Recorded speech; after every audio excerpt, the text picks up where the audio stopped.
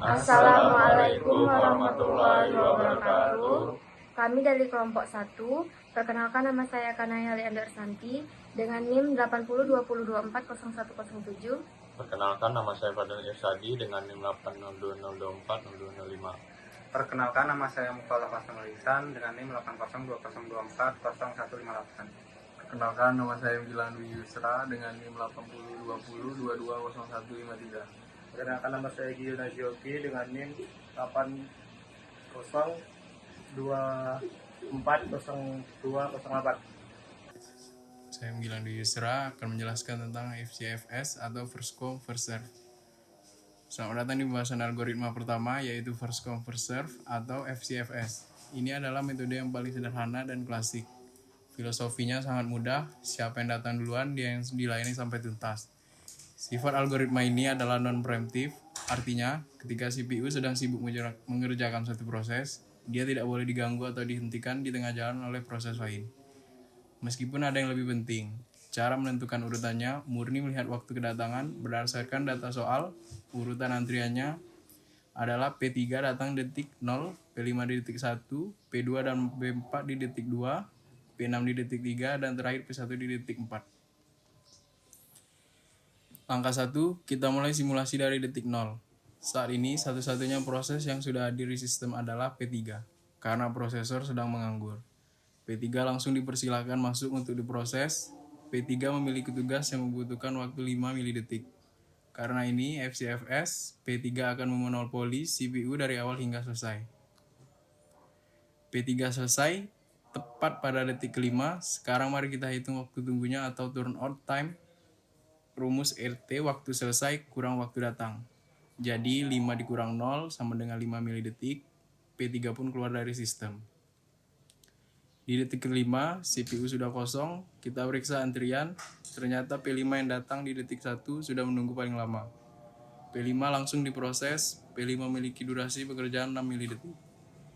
Ini cukup panjang dan akan membuat proses lain menunggu atau efek konvoy.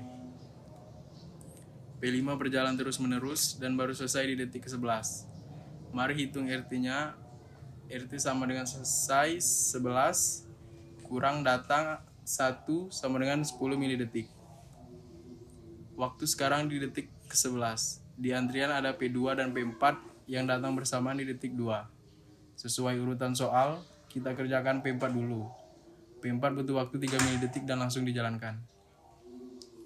P4 selesai di detik ke-14, kita hitung hasilnya sama dengan selesai 14 dikurang datang 2 sama dengan 12 milidetik. Antrian berikutnya sudah siap menanti. Giliran P2 yang sudah menunggu cukup lama sejak detik 2. Dia dieksekusi selama 4 milidetik hingga detik ke-18. RT sama dengan selesai 18 dikurang 2 sama dengan 16 milidetik. Selanjutnya P6 yang datang di detik 3. Proses ini singkat, cuma 2 milidetik. P6 jalan dan selesai di detik 20. RT sama dengan selesai 20 dikurang datang 3 sama dengan 17 milidetik. Terakhir, P1 yang datang paling lambat di detik 4 akhirnya diproses. P1 berjalan 1 milidetik dari detik 20 ke 21. Hasil akhirnya RT sama dengan selesai 21 dikurang datang 4 sama dengan 17 milidetik. Mari kita rekapitulasi performa FCFS. Kita jumlahkan semua turnout time 17 ditambah 16 ditambah 5 ditambah 12 ditambah 10 ditambah 17. Hasilnya totalnya adalah 77. Untuk mencari rata-rata, kita bagi total 77 tersebut dengan jumlah 6 proses. Hasil akhirnya adalah 12,83 milidetik. Saya Kanaya Leander Santi. Selanjutnya saya akan menjelaskan NPSJF, Short Test Job First. Selanjutnya adalah NPSJF, Non-Preemptive Short Test Job First. Filosofi algoritma ini adalah efisiensi. Kerjakan yang paling ringan dulu agar antrian cepat berkurang.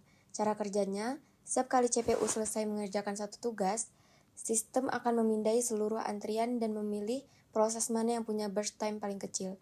Karena non-preemptive, proses yang sudah terpilih harus diselesaikan sampai tuntas. Langkah pertama, P3 terpilih. Di detik 0 hanya ada P3 yang tersedia. Sistem SJF tidak punya pilihan lain selain menjalankan P3. Meskipun durasinya 5 milidetik, P3 langsung dieksekusi. Langkah pertama, P3 selesai. P3 berjalan penuh hingga detik 5.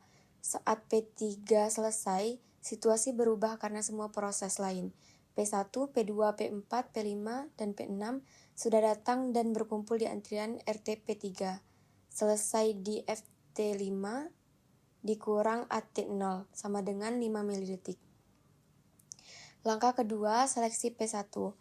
Sekarang di detik kelima, saatnya seleksi. Kita bandingkan burst time semua proses P1 1 mili, P6 2 mili, P4 3 mili, P2 4 mili, dan P5 6 mili. Jelas terlihat bahwa P1 adalah yang paling singkat, maka P1 dipilih. Langkah kedua, P1 selesai. P1 dijalankan sangat cepat, dari detik 5 hingga 6. Selesai RT P1, FT6 dikurang AT4 sama dengan 2 milidetik. Langkah ketiga, P6 selesai. Waktu sekarang detik 6. Kandidat tersisa adalah P2, P4, P5, dan P6. P6 dengan 2 milidetik adalah yang paling kecil sekarang. P6 diproses hingga detik ke-8. RT P6, FT8 dikurang AT3 sama dengan 5 milidetik. Langkah keempat, P4 selesai. Di detik ke-8, kita bandingkan lagi. P4 dengan 3 milidetik lebih kecil daripada P2 dan P5.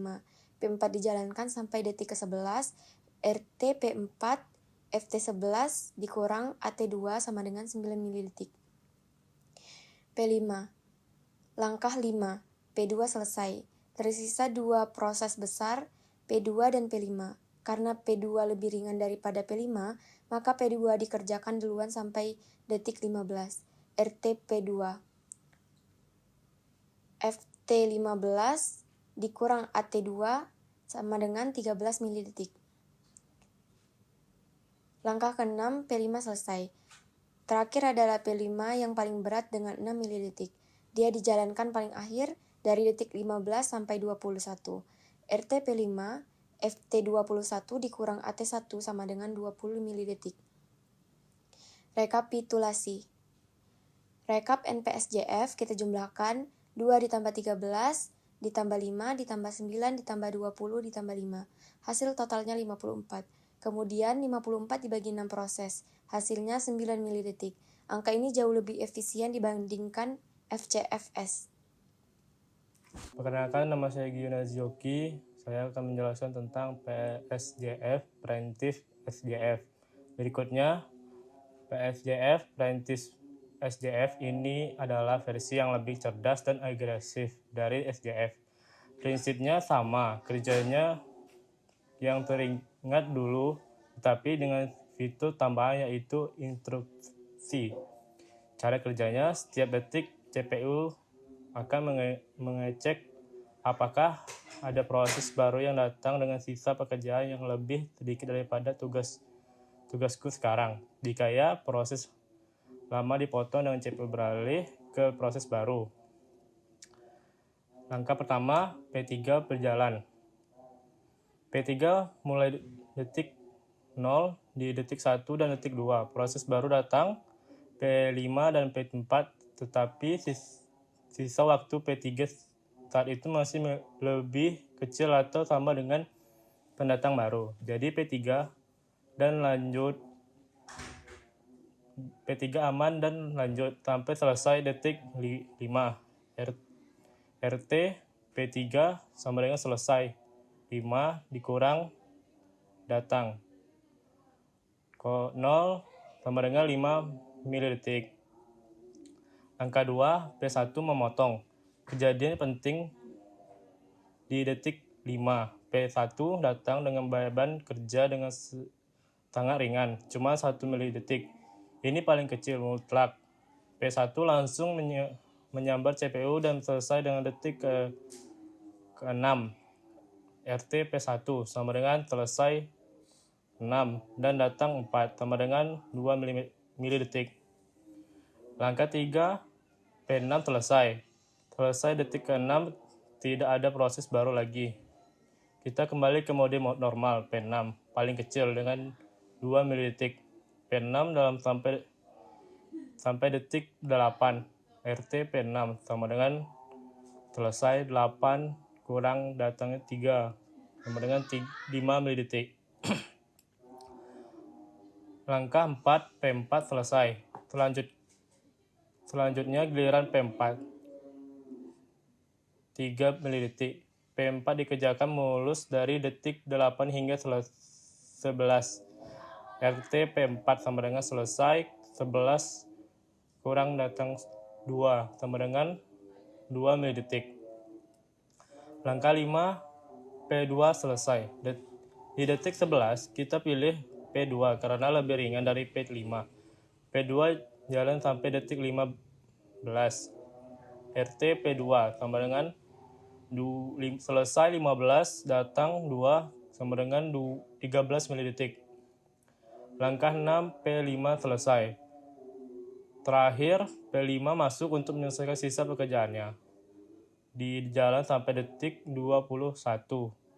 RT P5 sama dengan selesai 21 datang 1 sama dengan 20 milidetik.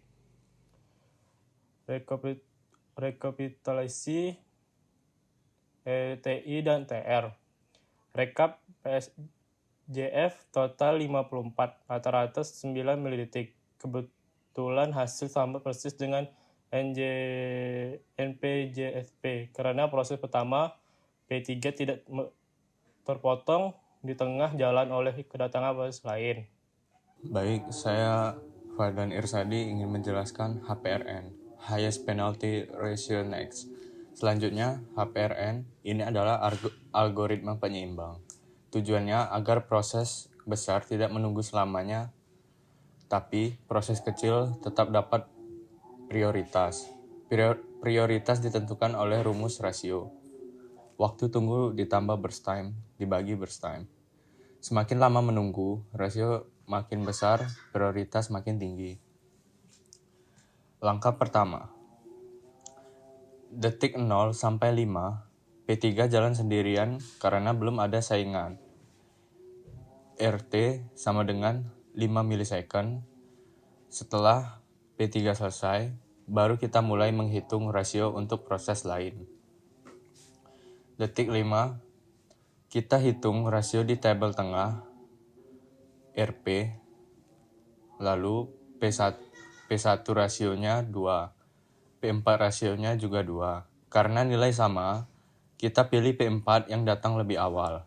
P4 jangan sampai detik 8. RT sama dengan 6 milisecond. Selesai 8, datang 2. Langkah selanjutnya, detik 8. Lihat P1. Dia sudah menunggu 4 detik. Rasionya dibagi 1 hasilnya 5. Ini skor tertinggi. P1 langsung dieksekusi jalan sampai detik 9. RT sama dengan 5 milisecond. Selesai 9, datang 4. Langkah selanjutnya, detik 9. Hitung lagi. P6 memimpin dengan rasio 4. Rumusnya, 6 detik nunggu ditambah 2 BT, dibagi 2. P6 jalan sampai detik 11. RT sama dengan 8 milisecond. Selesai 11, datang 3. Langkah selanjutnya, detik 11. Tinggal P2 dan P5. Rasio P2 3,25 lebih besar dari P5 atau 2,6. P2 menang. Jalan sampai detik 15. RT sama dengan 13 milisecond. Selesai 15, datang 2. Langkah selanjutnya, akhirnya P5 jalan, dia jalan sampai detik 21. RT sama dengan 20 milisecond. Selesai 21, datang 1. HPRN berhasil memastikan semua proses jalan dengan adil, proses besar tidak diabaikan. Langkah rekapitulasi TI dan TR. Langkah 1. Hitung total TI. Kita jumlahkan semua turnaround time 5 ditambah 13 ditambah 5 tambah 6 tambah 20 ditambah 8. Hasil penjumlahannya adalah 57. Langkah 2. Hitung rata-rata TR. Nilai total 57 dibagi dengan jumlah proses yaitu 6. Maka 57 dibagi 6 hasilnya 9,5 milidetik. Baik, saya Muhammad Hasan Lisan, saya akan menjelaskan Robin. Terakhir adalah round robin dengan kuantum 3. Ini adalah algoritma yang paling demokratis karena menganut sistem giliran. Aturan main, setiap proses diberi jatah waktu maksimal 3 detik. Jika dalam 3 detik pekerjaan belum selesai, proses dipaksa berhenti dan harus mengantri lagi di urutan paling belakang. Antrian sirkuler, proses berputar terus sampai semua selesai. Baik, kita akan ke langkah pertama. P3 datang pertama di detik 0 dan langsung menempati posisi depan. Karena belum ada saingan, P3 langsung dijalankan dengan jatah waktu 3 detik. Antrian ini kosong, hanya P3. 3 detik berlalu, P3 sebenarnya butuh waktu 5 detik. Jadi masih ada sisa pekerjaan 2 detik lagi. Karena waktu habis, P3 dihentikan dan dipindahkan ke belakang. Antrian saat ini P5, P4, P2, P6, dan P3. Giliran P5 yang sudah menunggu di depan. P5 dijalankan selama 3 detik, penuh dari detik 3 sampai 6. Antrian saat ini P4, P2, P6, P3, dan P1. Waktu P5 habis, P5 butuh 6 detik, baru jalan 3. Jadi sisa 3 detik lagi. P5 harus antri di belakang. Antrian saat ini P4, P2, P6, P1, P3, dan P5. Sekarang giliran P4. P4 kebetulan butuh waktu pas 3 detik. Dia dijalankan dari detik 6 sampai 9 dan langsung selesai. Maka kita bisa mendapatkan RT P4 yaitu selesai 9 dikurang FT 9 dikurang AT 2 yaitu 7 milidetik. Antrian saat ini P2, P6, P1, P3, dan P5. Lanjut ke P2, dia jalan 3 detik sampai detik 12. Sisa pekerjaan tinggal 1 detik lagi. P2 masuk antrian belakang. Antrian saat ini P6, P1, P3, P5, dan P2. Giliran P6, dia cuma butuh 2 detik. Dia jalan dan selesai di detik 14 tanpa menghabiskan jatah waktunya. Maka kita bisa mendapatkan RT P6 yaitu finish time 14 dikurang AT 3 yaitu 11 milidetik. Antrian saat ini P1, P3, P5, dan P2. Lanjut ke P1, dia sangat cepat, cuma butuh 1 detik jalan dan selesai di detik ke-15. Maka kita bisa mendapatkan RT P1 sama dengan 15 dikurang 4 yaitu 11 milidetik. Antrian saat ini P3, P5, P2. Kita kembali ke P3 menyisakan 2 detik. Dia dikerjakan lagi dan akhirnya selesai total di detik ke-17. Maka kita bisa mendapatkan RT yaitu P3 sama dengan 17 dikurang 0 atau 17 milidetik. Antrian saat ini P5 dan P2. Balik ke P5 sisa 3 detik. Selesai di detik ke-20. Maka kita bisa mendapatkan RT-nya yaitu P5 sama dengan 20 dikurang 1 yaitu 19 milidetik. Antrian saat ini tersisa P2. Terakhir P2, sisa 1 detik, selesai di detik 21. Maka kita bisa mendapatkan RT P2 yaitu 21 dikurang 2 yaitu 19 milidetik. Antrian saat ini habis atau kosong. Baik. Saat ini kita tinggal menentukan TI dan TR-nya dan average TR-nya. Untuk menentukan TI, kita jumlahkan semua term time yaitu 11 tambah 19 tambah 17 tambah 7 tambah 19 tambah 11 dan hasil penjumlahannya adalah 84. Dan untuk menentukan TR, nilai total 84 dibagi dengan jumlah proses yaitu 6. Maka 84 dibagi 6 hasilnya adalah 14 milidetik. Sekian adalah presentasi round robin dari saya. Saya akhiri. Terima kasih. Sekian presentasi dari kelompok kami. Wassalamualaikum warahmatullahi wabarakatuh.